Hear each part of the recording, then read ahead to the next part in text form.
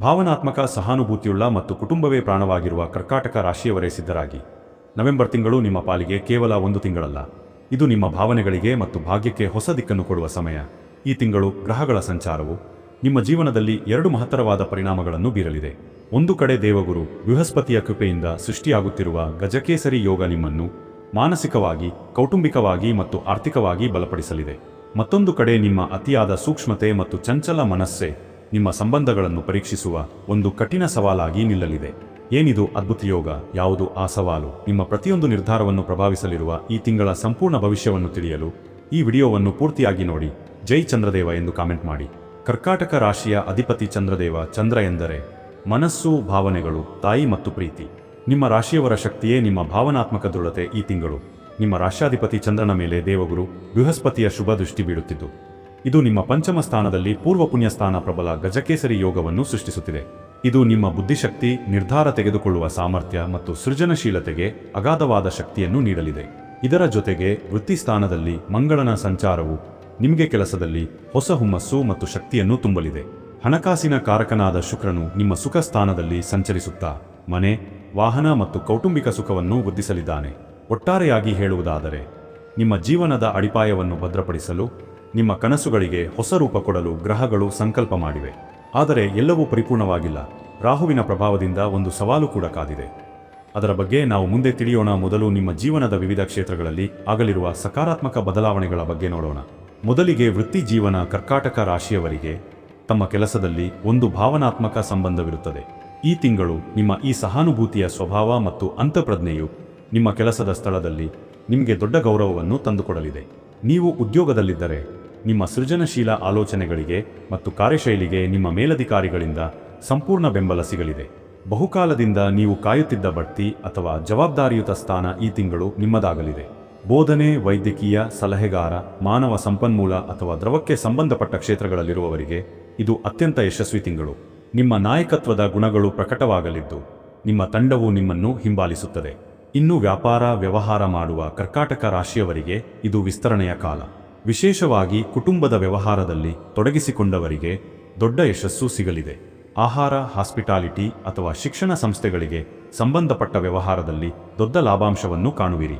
ಹೊಸ ಪಾಲುದಾರಿಕೆಗಳನ್ನು ಆರಂಭಿಸಲು ಇದು ಅತ್ಯುತ್ತಮ ಸಮಯ. ಆದರೆ ಕರ್ಕಾಟಕ ರಾಶಿಯವರು ಸಾಮಾನ್ಯವಾಗಿ ಭಾವನಾತ್ಮಕವಾಗಿ ನಿರ್ಧಾರ ತೆಗೆದುಕೊಳ್ಳುತ್ತೀರಿ. ವ್ಯಾಪಾರದಲ್ಲಿ ಭಾವನೆಗಳಿಗೆ ಜಾಗ ಕೊಡಬೇಡಿ.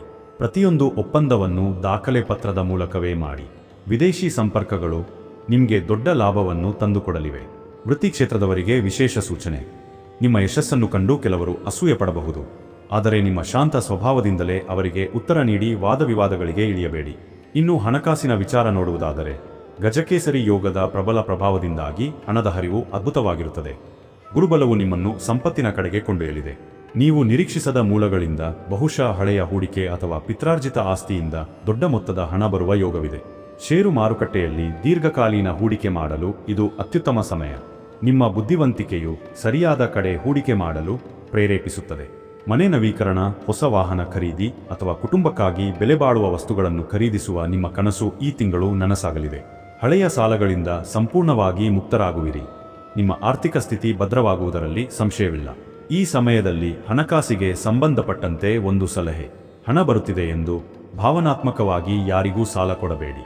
ನಿಮ್ಮ ಕರುಣೆಯ ಸ್ವಭಾವವನ್ನು ದುರುಪಯೋಗಪಡಿಸಿಕೊಳ್ಳುವ ಸಾಧ್ಯತೆ ಇದೆ. ಒಮ್ಮೆ ಕೊಟ್ಟ ಹಣ ಮತ್ತೆ ಹಿಂತಿರುಗಿ ಬರುವುದು ಕಷ್ಟವಾಗಬಹುದು. ಆರೋಗ್ಯವೇ ಭಾಗ್ಯ. ನಿಮ್ಮ ರಾಶ್ಯಾಧಿಪತಿ ಚಂದ್ರ.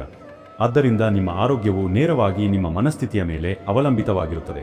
ಈ ತಿಂಗಳು ಮಾನಸಿಕವಾಗಿ ನೀವು ಬಲಿಷ್ಠರಾಗಿದ್ದರು. ರಾಹುವಿನ ಪ್ರಭಾವದಿಂದ ಅನಗತ್ಯ ಆತಂಕ ಮತ್ತು ಸಣ್ಣಪುಟ್ಟ ಗೊಂದಲಗಳು ಕಾಡಬಹುದು. ಶೀತ, ಕಫ ಅಥವಾ ನೀರಿಗೆ ಸಂಬಂಧಪಟ್ಟ ಅಲರ್ಜಿಗಳ ಬಗ್ಗೆ ಸ್ವಲ್ಪ ಜಾಗರೂಕರಾಗಿರಿ. ನಿದ್ರಾಹೀನತೆ ಸಮಸ್ಯೆ ಇರುವವರು ರಾತ್ರಿ ಮಲಗುವ ಮುನ್ನ ಧ್ಯಾನ ಮಾಡುವುದು ಉತ್ತಮ. ಯೋಗ, ಪ್ರಾಣಾಯಾಮ ಮತ್ತು ನಿಯಮಿತ ವ್ಯಾಯಾಮವನ್ನು ನಿಮ್ಮ ಜೀವನ ಶೈಲಿಯಲ್ಲಿ ಅಳವಡಿಸಿಕೊಳ್ಳಿ. ವಿಶೇಷವಾಗಿ ನೀರಿನ ಬಳಿ ನದಿ, ಸಮುದ್ರ ಅಥವಾ ಈಜುಕೊಳ ಸಮಯ ಕಳೆಯುವುದರಿಂದ ನಿಮ್ಮ ಮಾನಸಿಕ ಒತ್ತಡವು ಅದ್ಭುತವಾಗಿ ಕಡಿಮೆಯಾಗುತ್ತದೆ. ಒಟ್ಟಾರೆಯಾಗಿ ಮನಸ್ಸನ್ನು ಶಾಂತವಾಗಿಟ್ಟುಕೊಂಡರೆ ಆರೋಗ್ಯದಲ್ಲಿ ದೊಡ್ಡ ಸಮಸ್ಯೆಯೇನೂ ಇರುವುದಿಲ್ಲ. ಪ್ರೀತಿ ಮತ್ತು ಸಂಬಂಧಗಳ ವಿಷಯದಲ್ಲಿ ಇದು ನಿಮಗೆ ಅತ್ಯಂತ ಪ್ರಮುಖವಾದ ತಿಂಗಳು. ಈ ತಿಂಗಳು ನಿಮ್ಮ ಸಂಬಂಧಗಳೇ ನಿಮ್ಮ ಶಕ್ತಿ ಮತ್ತು ನಿಮ್ಮ ದೌರ್ಬಲ್ಯ ಎರಡೂ ಆಗಬಹುದು. ಪ್ರೀತಿಯಲ್ಲಿರುವ ಜೋಡಿಗಳು ತಮ್ಮ ಸಂಬಂಧವನ್ನು ಗಟ್ಟಿಗೊಳಿಸುವಿರಿ. ನಿಮ್ಮಿಬ್ಬರ ನಡುವಿನ ಭಾವನಾತ್ಮಕ ಬಂಧ ದೃಢವಾಗುತ್ತದೆ. ನಿಮ್ಮ ಪ್ರೀತಿಗೆ ಪೋಷಕರ ಒಪ್ಪಿಗೆ ಸಿಗುವ ಪ್ರಬಲ ಸಾಧ್ಯತೆ ಇದೆ. ಇನ್ನೂ ಒಂಟಿಯಾಗಿರುವ ಕರ್ಕಾಟಕ ರಾಶಿಯವರಿಗೆ ನಿಮ್ಮ ಭಾವನೆಗಳನ್ನು ಆಳವಾಗಿ ಅರ್ಥಮಾಡಿಕೊಳ್ಳುವ ಸೂಕ್ತ ವ್ಯಕ್ತಿಯ ಪರಿಚಯವಾಗಲಿದೆ. ಇದು ಕೇವಲ ಆಕರ್ಷಣೆಯಾಗಿರದೆ ಒಂದು ದೀರ್ಘಕಾಲೀನ ಸಂಬಂಧವಾಗಿ ಬೆಳೆಯುವ ಲಕ್ಷಣಗಳಿವೆ. ವಿವಾಹಿತರ ಜೀವನದಲ್ಲಿ ಅನ್ಯೋನ್ಯತೆ ಮತ್ತು ಸಂತೋಷ ನೆಲೆಸುತ್ತದೆ. ಸಂಗಾತಿಯೊಂದಿಗೆ ಉತ್ತಮ ಸಮಯ ಕಳೆಯುವಿರಿ. ಕುಟುಂಬದಲ್ಲಿ ಶುಭ ಸಮಾರಂಭಗಳು ಅಥವಾ ಸಂತಾನಕ್ಕೆ ಸಂಬಂಧಪಟ್ಟ ಶುಭ ಸುದ್ದಿಯನ್ನು ನಿರೀಕ್ಷಿಸಬಹುದು. ಕುಟುಂಬದ ಹಿರಿಯರ ಆಶೀರ್ವಾದ ನಿಮ್ಮ ಮೇಲಿರುತ್ತದೆ.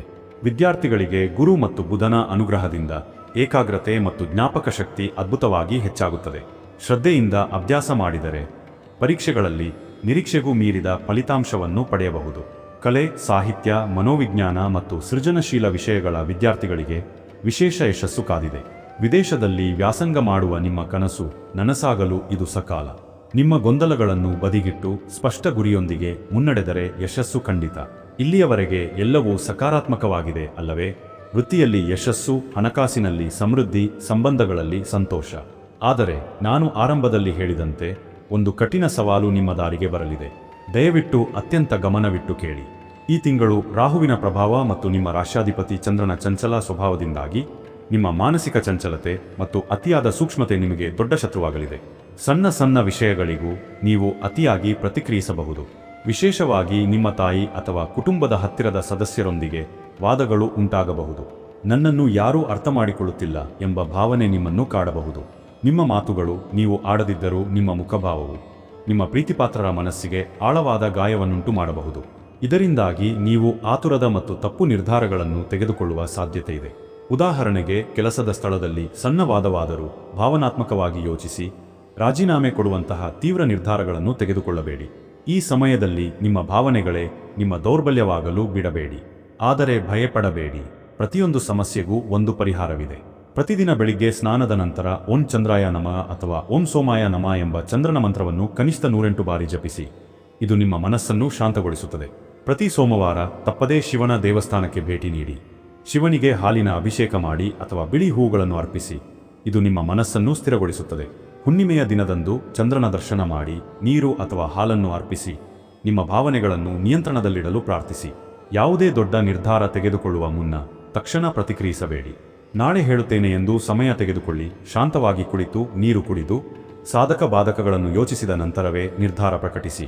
ಈ ಸವಾಲು ನಿಮ್ಮನ್ನು ಸೋಲಿಸಲು ಬರುತ್ತಿಲ್ಲ, ಬದಲಾಗಿ ನಿಮ್ಮ ಭಾವನಾತ್ಮಕ ಶಕ್ತಿಯನ್ನು ಇನ್ನಷ್ಟು ದೃಢಪಡಿಸಲು ಬರುತ್ತಿದೆ ಎಂಬುದನ್ನು ಮರೆಯಬೇಡಿ.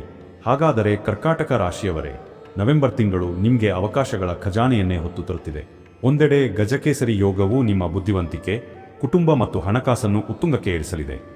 ಮತ್ತೊಂದೆಡೆ ನಿಮ್ಮ ಚಂಚಲ ಮನಸ್ಸೇ ನಿಮ್ಮ ಪರೀಕ್ಷೆ ನಡೆಸಲಿದೆ. ನೀವು ಪ್ರೀತಿ ಮತ್ತು ಸಹಾನುಭೂತಿಯ ಸ್ವರೂಪ. ನಾನು ತಿಳಿಸಿದ ಪರಿಹಾರಗಳನ್ನು ಪಾಲಿಸಿ ನಿಮ್ಮ ಅಂತಃಪ್ರಜ್ಞೆಯ ಮಾತನ್ನು ಕೇಳಿ. ಭಾವನೆಗಳನ್ನು ಬದಿಗಿಟ್ಟು ವಿವೇಕದಿಂದ ಮುನ್ನಡೆದರೆ ನೀವು ಈ ಸವಾಲನ್ನು ಗೆದ್ದು ನವೆಂಬರ್ ತಿಂಗಳನ್ನು ನಿಮ್ಮ ಜೀವನದ ಒಂದು ಸ್ಮರಣೀಯ ಮತ್ತು ಸ್ಥಿರವಾದ ಅಧ್ಯಾಯವನ್ನಾಗಿ ಮಾಡಿಕೊಳ್ಳುವುದರಲ್ಲಿ ಯಾವುದೇ ಸಂದೇಹವಿಲ್ಲ. ಸರ್ವೇ ಜನ ಸುಖಿನೋ ಭವಂತು. ಇದೇ ತರಹದ ಜ್ಯೋತಿಷ್ಯಕ್ಕೆ ಸಂಬಂಧಪಟ್ಟಂತಹ ವಿಡಿಯೋ ನೋಡಲು ನಮ್ಮ ಚಾನೆಲ್ಗೆ ಸಬ್ಸ್ಕ್ರೈಬ್ ಆಗಿ. ಈ ವಿಡಿಯೋ ಲೈಕ್ ಮಾಡಿ, ಶೇರ್ ಮಾಡಿ.